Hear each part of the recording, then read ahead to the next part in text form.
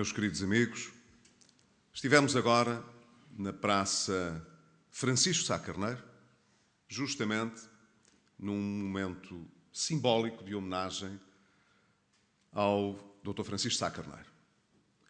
Nessa ocasião, que se tem repetido todos os anos desde então, o Dr. Armando de Azevedo, que creio que está aqui também, e que foi, além de fundador, um homem que trabalhou de perto com Francisco Sá Carneiro, evocou aquilo que considerava serem os seus principais traços de caráter político e de caráter humano. Francisco Sá Carneiro foi realmente uma inspiração para todos aqueles que, a seguir a 1974, se empenharam na vida política pela primeira vez, que é o caso da minha geração. Foi também um farol e um líder para muitos daqueles que, antes de 1974, acreditavam na construção de um Portugal democrático e de um Portugal moderno. Essa foi a razão porque o PSD, quando se fundou, foi logo herdeiro dessa têmpera, dessa ambição, dessa visão moderna para Portugal, que, entre outros, Francisco Sá Carneiro sonhou, acalentou e bateu-se por esses valores e ideias enquanto foi vivo. Ele foi, portanto, um motivo de inspiração muito grande, mas foi também um exemplo para todos nós. Como dizia o Dr. Armando de Azevedo, Francisco Sá Carneiro não é imitável. E nós não devemos procurar imitar os outros. Mas devemos aprender com eles. E Francisco Sá Carneiro deu-nos motivos suficientes para podermos aprender e para podermos tirar lições. A primeira é talvez a de que só vale a pena envolver-nos fortemente em alguma tarefa que afete todos os outros quando o fazemos com paixão. Com paixão total. Às vezes isso é confundido com obstinação, com obsessão, com intransigência. Havia até quem lhe acrescentasse outras características, pseudo-características. A verdade é que Francisco Sá Carneiro foi um homem extremamente apaixonado e por isso se envolveu de alma e coração naquilo em que acreditava. A última viagem que fez para o Porto, e que foi fatal, mostrou como ele estava empenhado naquela eleição até ao fim. Era decisivo o resultado daquelas eleições para a governação do país e, portanto, para aquilo que ele considerava ser a oportunidade histórica de mudar Portugal. Até hoje mostramos inconformados com as circunstâncias dessa viagem trágica. Não se conseguiu, até hoje, concluir de forma categórica quanto a tudo aquilo que se poderá ter passado. Na anterior legislatura, que foi interrompida, todos os partidos políticos suscitaram uma vez mais a questão da Comissão de Inquérito. Não sei se haverá circunstâncias para retomar esse fio ou não. Disse na altura que o PSD não tomava essa matéria como uma matéria partidária, mas como uma matéria nacional. Se esse consenso entre todos os partidos se gerar e se houver ainda a possibilidade de acrescentar algum esclarecimento, não deixaremos de dar o nosso contributo para isso. Mas o importante aqui é, de alguma maneira, sublinhar aquilo que eram as características de Francisco Sá Carneiro que nós hoje consideramos serem importantes para os tempos que estamos a viver. Ele tinha o grande sonho de colocar Portugal no coração da Europa. A Europa era, naquela época, uma espécie de antevisão daquilo que Portugal precisava de fazer para se tornar um país desenvolvido, um país mais moderno e mais justo.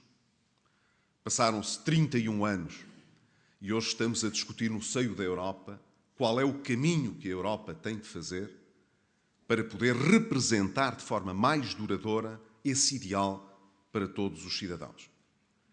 Hoje já estamos no coração da Europa, dos seus problemas, das suas vicissitudes, da grande transformação que o mundo levou nestes anos. De resto, esse é também um dos aspectos, para aqueles que ainda têm uma memória fresca do que se passou, que impressiona. Estes 31 anos que passaram impressionam de facto. Porque às vezes, quando nos envolvemos demasiado nas coisas que fazemos, acabamos por não ter a distância suficiente para nos apercebermos de como as coisas mudaram realmente ao longo destes anos todos. Eu estava a ver há pouco aqui a data de nascimento de Francisco Sá Carneiro. Francisco Sá Carneiro tinha, quando faleceu, um ano menos do que eu tenho hoje. Dos que a maior parte da minha geração hoje tem. Na altura em que ele faleceu, não nos parecia nada, não nos parece nada que tivesse pouco menos que a nossa idade. Há 31 anos, alguém com 40 e muitos 50 anos era um homem maduro, em vias de cumprir a sua vida. Hoje, felizmente, somos todos uns jovens. Estes anos trouxeram essa grande vantagem. Prolongaram muito a nossa vida. Trouxeram a muitas pessoas um horizonte muito diferente daquele que existia àquela época. Portugal mudou nestes 30 anos. O horizonte de vida das pessoas é hoje muito mais alargado. Os níveis de bem-estar são muito mais elevados. Não há dúvida quanto a isso. A integração que concretizamos nessa Europa que era tão sonhada realizou-se. E, no entanto, os desafios hoje não são menores do que eram nessa época. Quem vai pagar as pensões de todas as pessoas que hoje, felizmente, vivem muito mais anos? Sobretudo quando as pessoas não desejam hoje ter filhos como desejavam nessa época, ou pelo menos não os concretizam, eles não nascem. A Europa tem cada vez menos população e Portugal, de entre todos os países da Europa, o que apresenta uma taxa de substituição mais baixa, de renovação mais baixa. Quem irá pagar no futuro as pensões? Se o sistema se mantiver, há cada vez menos gente a trabalhar e a descontar para pagar nos dias de hoje as pensões daqueles que têm direito a recebê-las. Como conseguiremos equilibrar uma sociedade aberta, uma economia aberta, com a concorrência que hoje vem, quer do Pacífico, quer das chamadas economias emergentes? A Europa tem perdido a sua liderança no mundo neste aspecto. Julgávamos que com os Estados Unidos disputávamos não apenas um comércio livre, mas também uma economia avançada. Agora há outras economias que estão a disputar esse estatuto. E quando olhamos para a Europa e para os Estados Unidos, vemos economias altamente endividadas, extremamente dependentes da poupança, reparem bem, da poupança que os chineses e outros povos do Oriente conseguiram acumular. Sem essas poupanças, nós hoje não conseguiríamos quem nos comprasse a nossa dívida. Conseguimos também, ao fim destes 30 anos, em muitos aspectos, ser um país mais injusto do que aquele que tínhamos. Em alguns aspectos.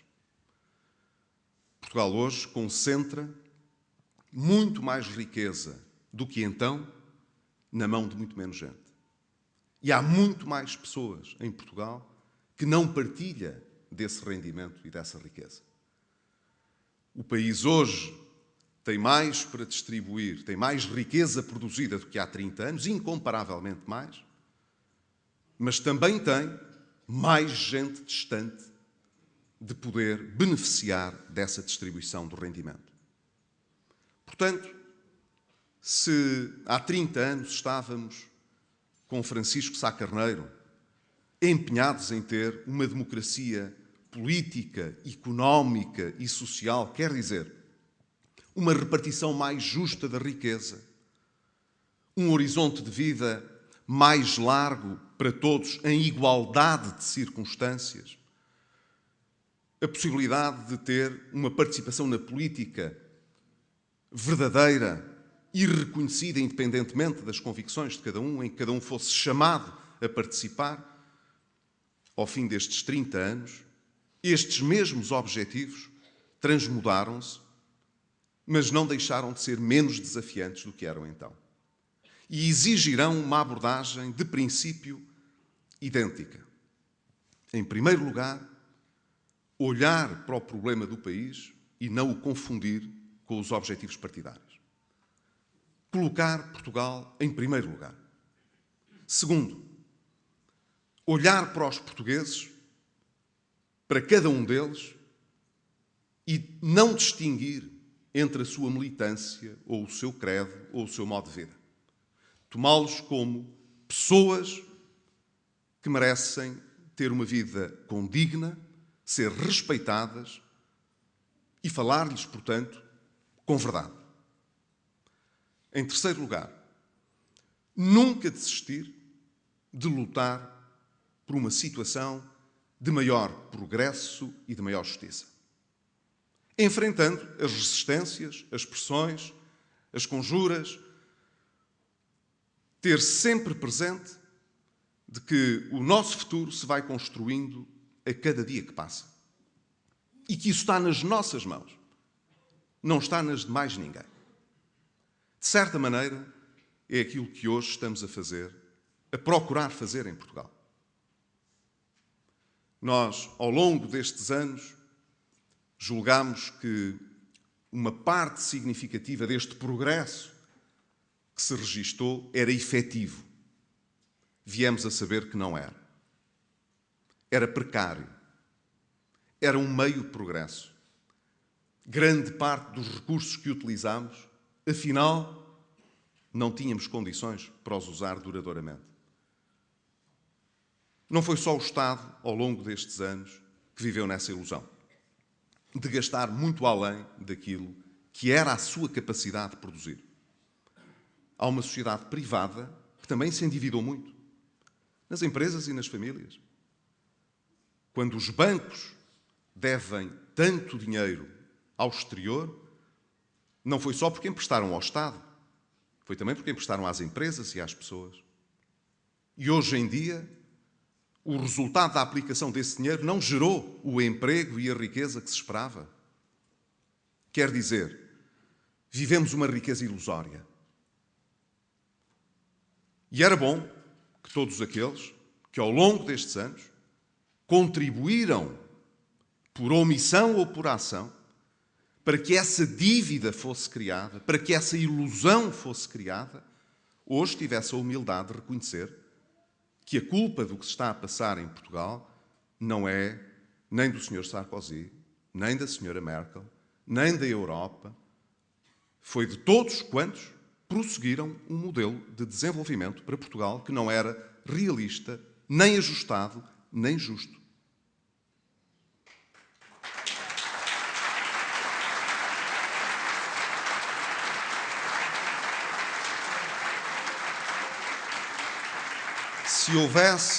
Se houvesse essa humildade democrática, haveria menos demagogia. E se houvesse menos demagogia, havia mais focagem no trabalho que temos de fazer.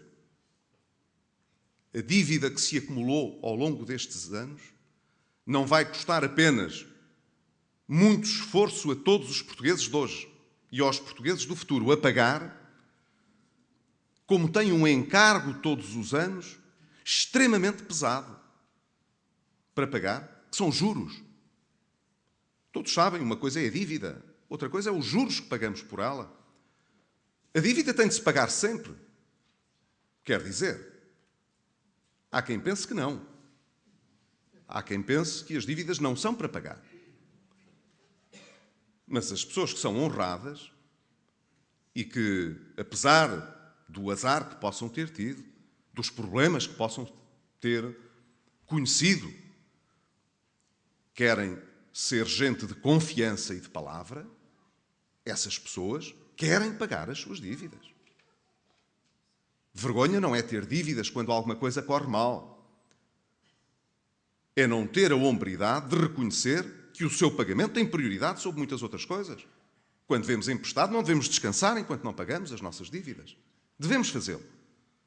Não devemos endossar essa responsabilidade, como uns dizem para os ricos, ou como outros dizem para os europeus.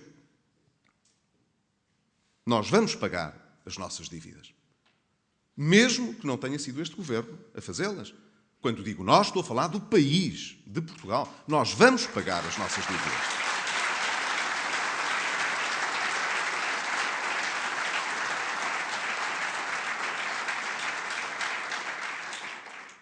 Mas enquanto pagamos as dívidas, não nos podemos esquecer do custo dos juros que elas importam. Para o ano, esses juros são quase 9 mil milhões de euros. Num ano, o país gastará, só com a saúde, na saúde toda do país, perto de 7 mil milhões. 9 mil milhões é o que pagaremos de juros. E ainda há quem pense, demagogicamente, que o que é preciso é pôr a economia a crescer, pondo o Estado a gastar mais dinheiro.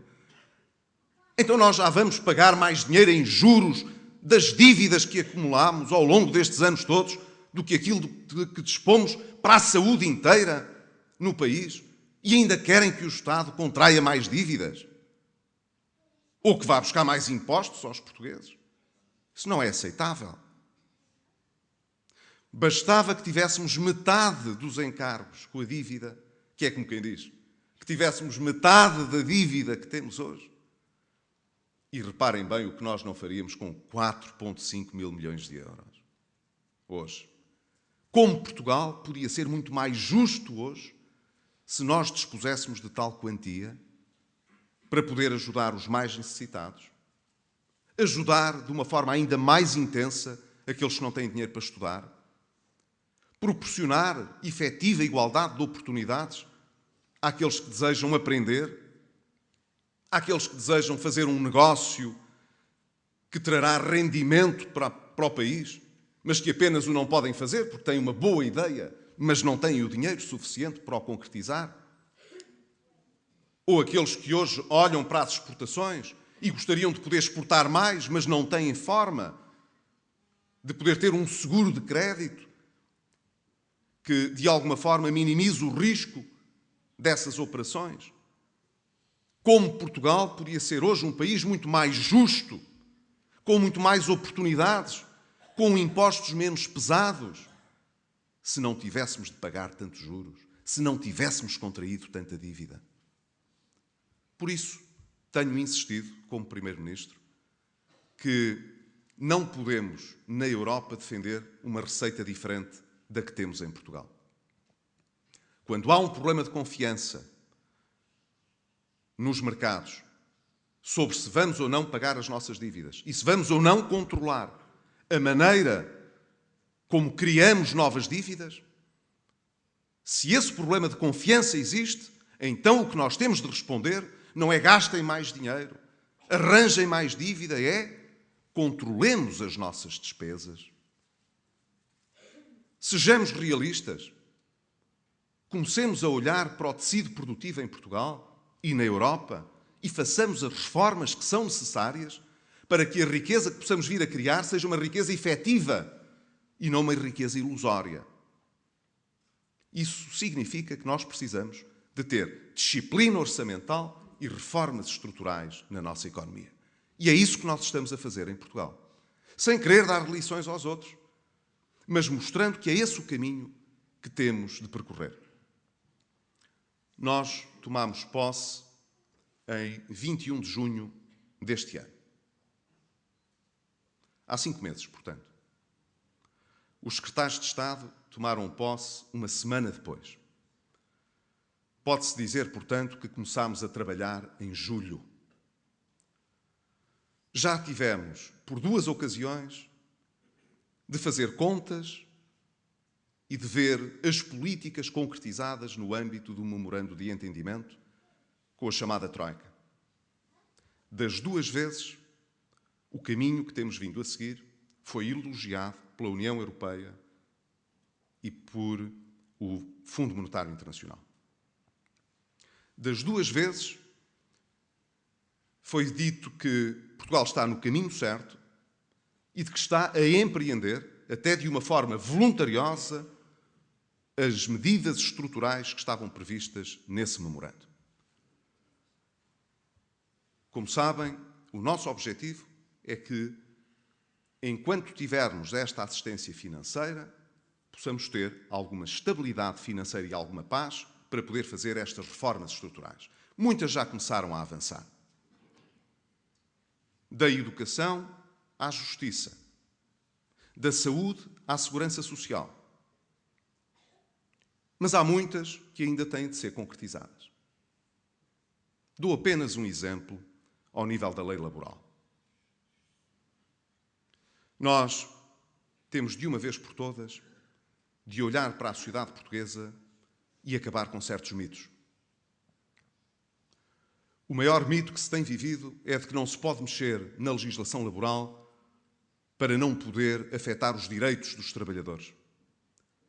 E a verdade é que cada vez temos menos trabalhadores. Porque, na realidade, o que se passa é que aqueles que podem oferecer emprego têm medo de o fazer, a não ser em regime de recibo verde. Quem não sabe se os seus negócios podem prosperar ou não, quanto maior for a incerteza, maior é o medo dos investidores. Qual é a diferença para aqueles que querem trabalhar, que oferecem o seu trabalho? É que cada vez têm menos oportunidades, a não ser nas piores condições e nas mais precárias. Então a quem é que serve este regime? Que supostamente é um regime extremamente avançado de direitos sociais.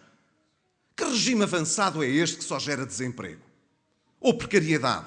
Ou recibos verdes? Ou contratos a termo? É isto que nós queremos para o nosso país? Temos medo das pressões, ou da contestação, ou das greves que possam surgir para combater o desemprego? Eu não tenho. E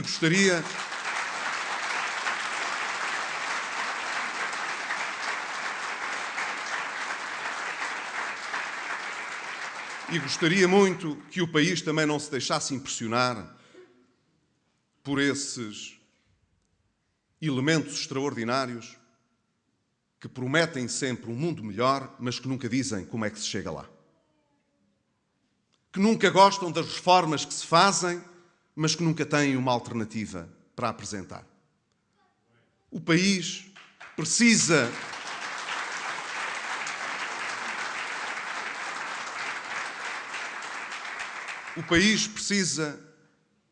que, na economia que temos hoje, o Estado pese menos, mas seja mais justo. Que não ande a tomar partido por aqueles que têm iniciativa, que se mostre isento. Que não haja empresas que têm paladinos nos governos, como já aconteceu muitas vezes. No governo a que eu presido, não há paladinos das empresas. É o governo todo que é paladino da economia.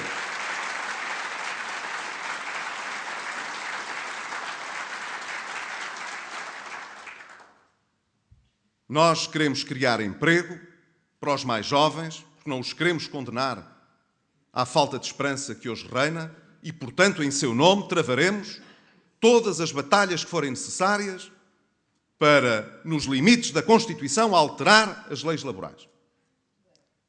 Mas levaremos esse espírito reformista a todo lado.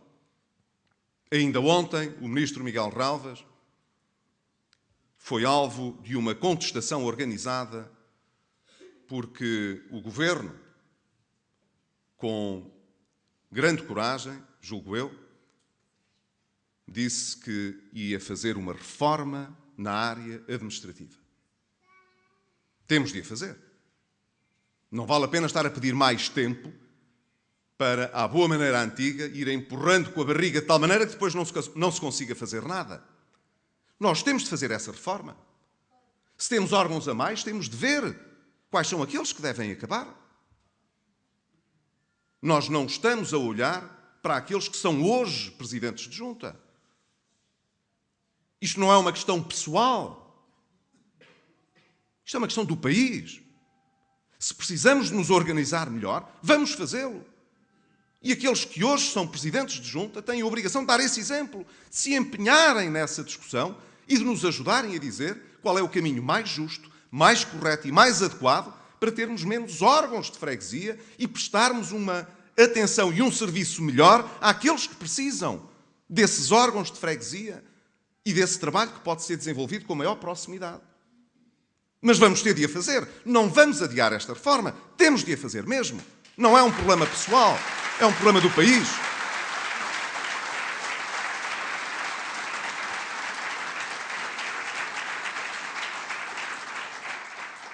O mesmo para a justiça. Não há economia que funcione, nem política que seja democrática, verdadeiramente democrática, sem um sistema de justiça a funcionar corretamente. Ninguém esperaria que, ao cabo de 4 ou 5 meses, o Governo tivesse reformado a Justiça. Mas já se percebeu o que se está a fazer. Também foi dos elementos muito elogiados externamente. Nós temos, hoje, de encontrar mecanismos de arbitragem que sejam, se quiserem, emblemáticos, de modo a que qualquer empresa no mundo se sinta em Portugal como em qualquer outro país em que se registrem as melhores práticas.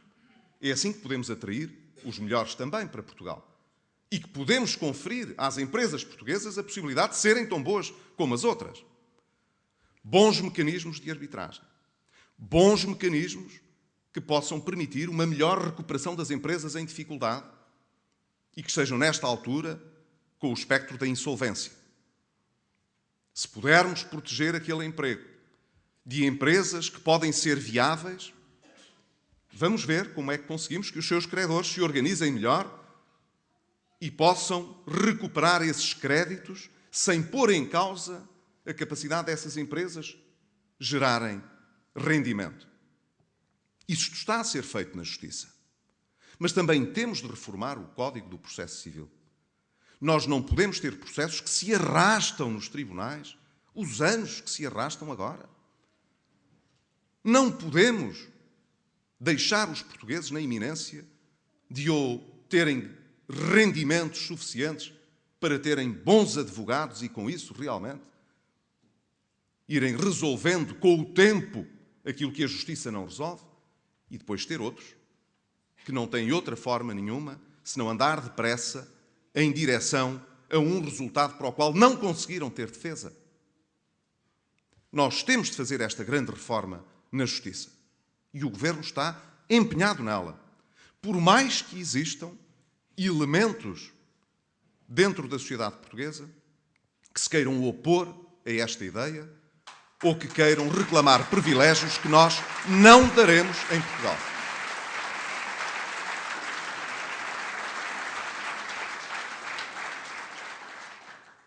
Estamos, portanto, a cumprir um programa de transformação, um programa de mudança para a sociedade portuguesa, que a torne, ao mesmo tempo, menos endividada, mas, ao mesmo tempo, em condições de maior justiça social e de maior progresso. São essas reformas que nós temos hoje de concretizar. Dir-se-á, os senhores andam empurrados a fazer aquilo que está no memorando de entendimento.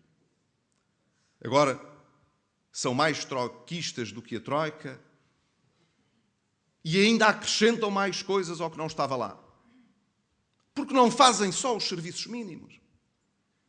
Assim, para que de lá de fora não haja motivo formal para dizer que não estamos a cumprir. A esses eu quero responder desta maneira. O que está nesse memorando e que foi negociado, de resto, pelo governo anterior a nós, o que está nesse memorando não esgota o que temos de fazer por nós próprios.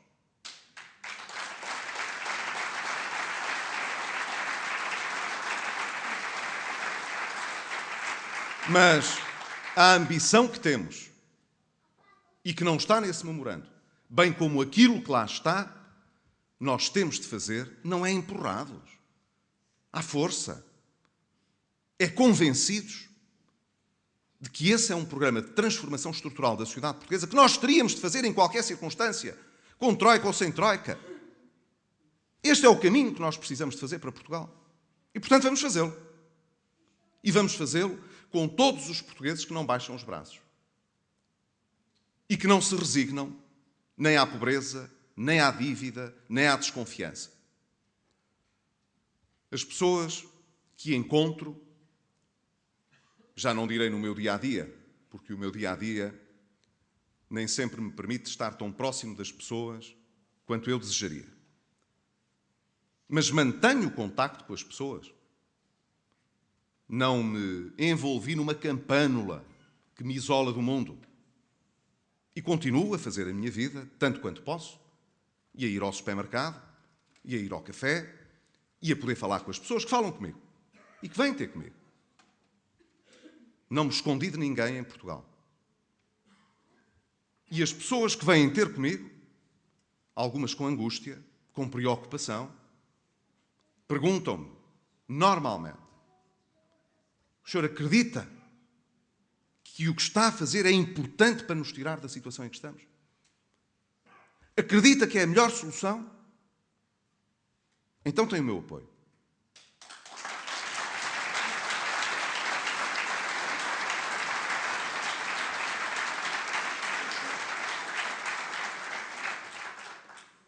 Se soubermos merecer o respeito das pessoas, as pessoas compreendem muito melhor aquilo que estamos a fazer. As pessoas sabem que é pura demagogia vir prometer facilidades.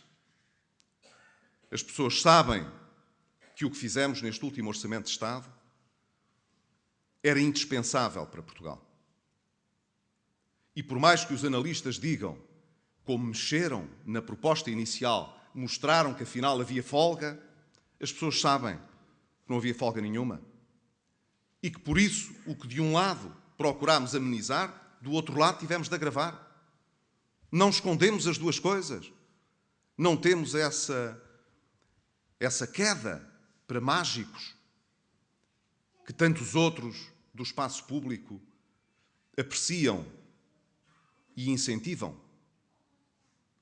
Menos trabalhadores da função pública e menos pensionistas irão ser abrangidos por aquelas medidas, mas mais portugueses vão pagar impostos do tabaco, do álcool, sobre os dividendos e os juros. Não conseguiríamos fazer uma coisa sem a outra. Podíamos ter substituído todos os sacrifícios dos pensionistas e dos funcionários públicos por impostos? Não podíamos. Era impossível. Portugal seria ainda mais injusto do que é hoje. Por isso fizemos o equilíbrio que era possível.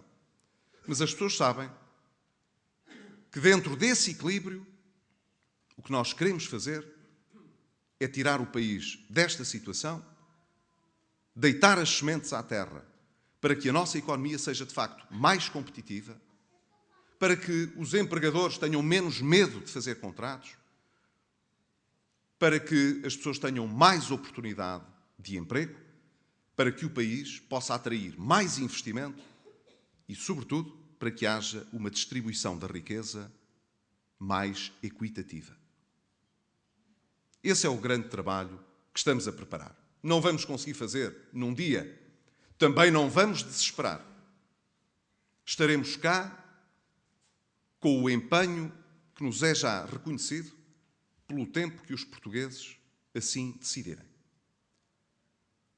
A nossa ambição é que, ao cabo de pelo menos 2 legislaturas, Portugal não tenha uma despesa superior a 40% da riqueza que cria, em termos públicos, para que os portugueses possam pagar menos impostos e possam escolher com mais liberdade o que querem. Este é o nosso grande objetivo. Conseguir que menos portugueses tenham de emigrar, sobretudo entre os mais jovens, não porque não precisem ou não gostem de contactar com outras realidades, com outras experiências, e essa é uma parte, evidentemente, que nós incentivamos mesmo na Europa, com os programas Erasmus, que haja a possibilidade de conhecer outras paragens, outras metodologias, outros pensamentos, outras realidades, mas que não tenham de o fazer porque não têm oportunidades em Portugal para se realizar. Queremos atrair os de outros países, queremos que os nossos jovens também sintam que há cá oportunidades. E queremos que os mais idosos saibam que, independentemente do que tenha sido toda a sua vida, que há um espírito de solidariedade que se mantém e que a dignidade da sua vida é para nós absolutamente intransigente no que toca ao poder público. Portanto, este é o trabalho que estamos a fazer. Sei que o PSD tem sido um partido extraordinário no apoio a estas reformas e a este caminho que estamos a realizar. Como chefe do Governo, quero dizer-vos que o Governo tem funcionado independentemente da sua composição partidária. E temos gerado um espírito dentro do Governo que é verdadeiramente um espírito de Governo, que é um espírito de corpo de Governo, a olhar para o país e não para cada um dos partidos. Devo reconhecê-lo aqui também, porque nós temos um parceiro de coligação que tem estado à altura dos desafios difíceis que enfrentamos. Mas, claro, o PSD, que foi escolhido pelos portugueses para liderar esse governo, tem sido um partido totalmente empenhado nestas tarefas. Mesmo que apareçam vozes de entre nós, que aqui ou além não veem tantas virtudes, ou aqui ou além veem mais defeitos. Ainda bem que no PSD nós temos a oportunidade, como teve Sá Carneiro, de conhecer aqueles que nos confrontam, aqueles que discordam de nós, aqueles que têm outra maneira de ver as coisas. Era o que faltava, que nós não tivéssemos no partido a mesma liberdade que reconhecemos no país a todos os portugueses.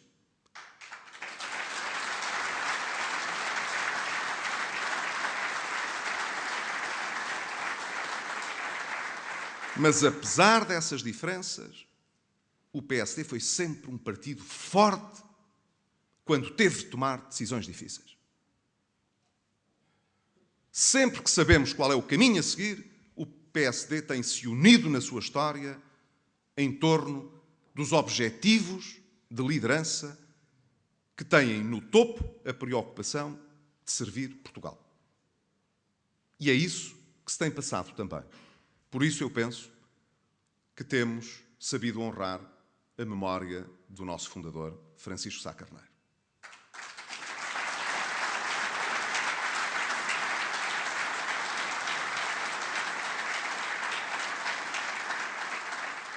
E vamos continuar a fazê-lo nos anos vindouros, sobretudo para aqueles que o não conheceram, que não têm memória dele e que, por essa razão, têm mais dificuldade em perceber, quando olham para o PSD, que há tantas características que não estão nos estatutos, que não estão nos regulamentos, que não estão necessariamente nos programas que apresentamos, mas que estão na nossa maneira de ser, no nosso temperamento, no nosso caráter enquanto partido.